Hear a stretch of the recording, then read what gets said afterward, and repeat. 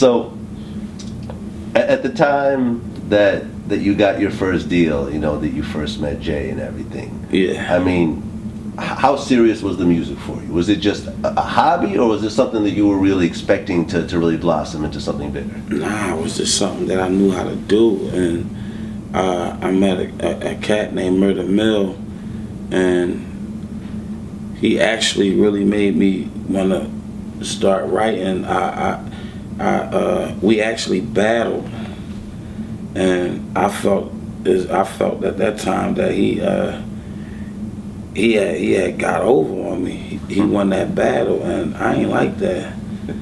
So I had a few rhymes that I had, you know what I mean, because it was where I was from, what we was doing, like that rap thing was out the window. That was something that I had to do on my own time. We was doing what we was doing. Mm-hmm. So it wasn't cool to be a rapper. We was clowning people who was trying to rap at that time. We was getting money.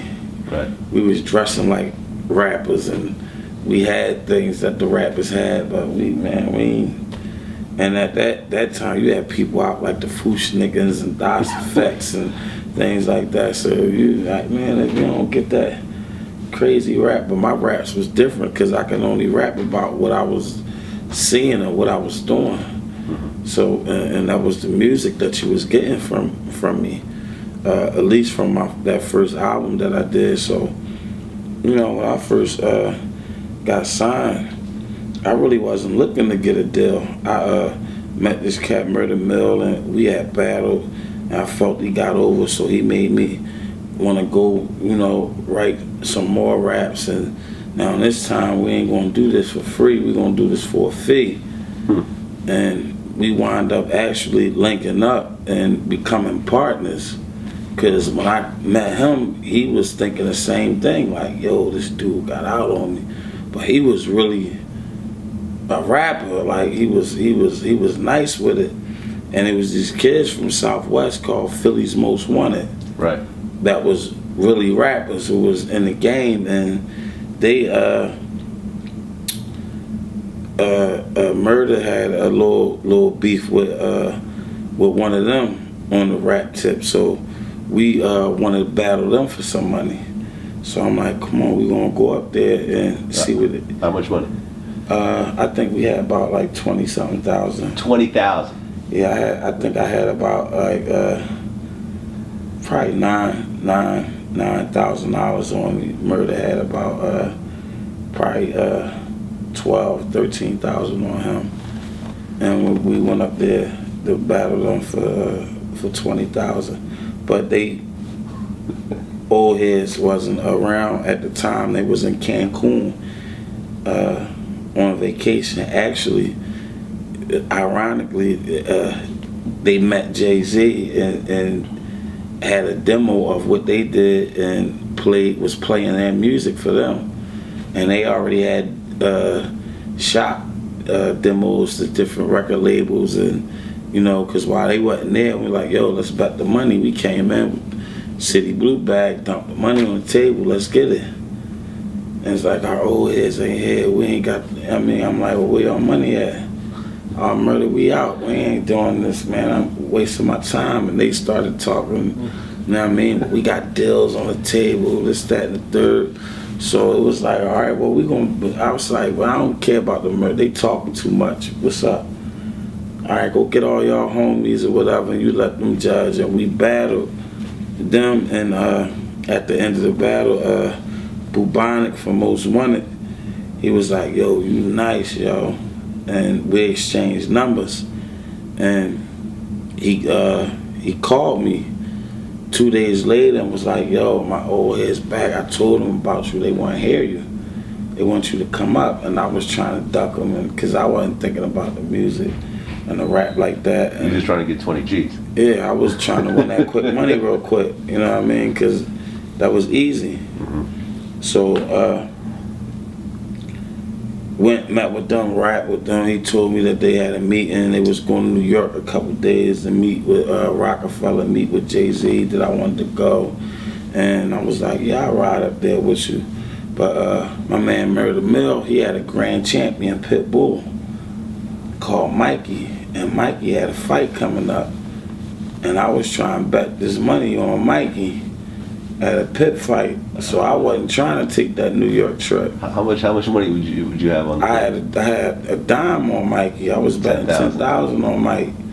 Yeah, Mike was a grand champ. That was an easy lick right there. Mikey was vicious, but I actually tried to duck them from going up to New York, but he kept calling, so I actually took the trip and rode up there with New York just to take the ride with him. And I guess I don't know if he was showing off at the time, like, yeah, this thing for real, we about to do this. You see, we had with Roc-A-Fella with Jay, and he was popping at the time. And I'm like, all right, whatever. Like, I really wasn't into it. And Jay was actually working on, I believe, The Hard Knock Life, because he was doing a song with Too Short. It was all good a week ago. I remember Too Short being in the studio with Jay. So we in the lobby of the studio, and Dame Dash was out there talking. He had Philly's Most Wanted with some other cats that was in there that was rapping, and Dame sparked up a little confrontation about, Philly rappers and New York rappers, and I hope they this, that, and the third. So Bubani, he was nice, so he started going in, and then one of the guys from New York started rapping, and they started going back and forth, and the whole time I'm just up there for the ride, so I ain't saying nothing. And then one of them made a comment about a Philly cheesesteak or some crazy stuff. So then that's when I got it. He says he was getting a little too aggressive for me. And, at that time, I'm coming from Philly going to New York. I barely know these guys that I'm riding with, and I don't know who I'm going to meet with. So let's just say I ruled to New York. I was correct. Yeah, I had about 18 different ways to get out of New York, out that building if I needed big. We're gonna leave that at that. Right. So he was getting a little too aggressive, so I started rapping. So when I started rapping, Dane was like, see, I told you. He thought I was from New York, and I had to correct him, man, I'm from Philly. So he was like, yo, you from Philly? So he went and got Biggs, Kareem. He brought him out because Jay was in the booth like, yo, you gotta hear this kid. He was like, yo, spit that rap. And I wouldn't rap no more. I'm like, nah, I ain't here for that. So he like, yo, spit that. So I wound up rapping for him. They started flipping out. They went in the joint and pulled Jay out the booth. Like, no, you gotta come out now. And Jay was heated because Jay don't write nothing down. He like, yo, what's and I remember his face. He's like, yo, what you doing? You pulling me out my zone or whatever. I remember Too Short. I think he had a cream and burgundy pinstripe suit on with a burgundy silk shirt. He had two chicks with him. He had a gold Rolex watch with a burgundy face with the band all done up, and he just was sitting in the cut. Yeah, he was cleaning. He was clean. And he was like, yo, you gotta hear these guys rap. So I think Jay just wanted to get it over with. So he was like, who rap? So it wasn't my meeting. I fell back in the cut. So I let them go and rap.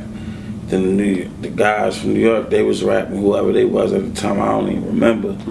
So they kept pushing me. They was like, yo, you gotta hear it, dude. So I'm like, no, I'm cool. So Jay was like, you rap? I was like, yeah, I rap. I got some. He was like, well, let me hear something. So I started rapping. So I spit a rap, and then one of the, I think Bubani spit a rap, and one of the dudes from New York spit a rap. Then he got a little too aggressive again, so I had to, check him.